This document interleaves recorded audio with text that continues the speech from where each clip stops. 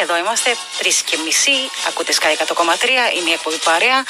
Είμαι η Μαρία Δωροδή και ακούτε το Πατρινό Καρναβάλι για πάντα. Θα συνομιλήσουμε λοιπόν τώρα με τον Αλέξανδρο Βρύο, ο οποίος είναι στην Πάτρα. Είναι το πλήρωμα 28. Καλησπέρα, Αλέξανδρε. Η πόλη πραγματικά μας έκανε υπερήφανους αυτή την περίοδο και απέδειξε για ακόμη μια φορά γιατί είναι η πρωτεύουσα του καρναβαλιού.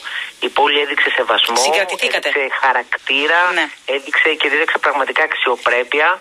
Μια πόλη που είναι ταυτισμένη με το πατρινό καρναβάλι, με το καρναβάλι γενικότερα, κατάφερε να βρει τον τρόπο να το διοργανώσει με έναν διαφορετικό τρόπο, ώστε διαδικτυακά, τι κάνατε? Όλα ομαλά. Αλέξανδρε, του χρόνου τέτοια μέρα δίνουμε ραντεβού να σε βγάλω από το δρόμο που θα γίνεται η παρέλαση. Διαφορετικά δεν βγαίνουμε.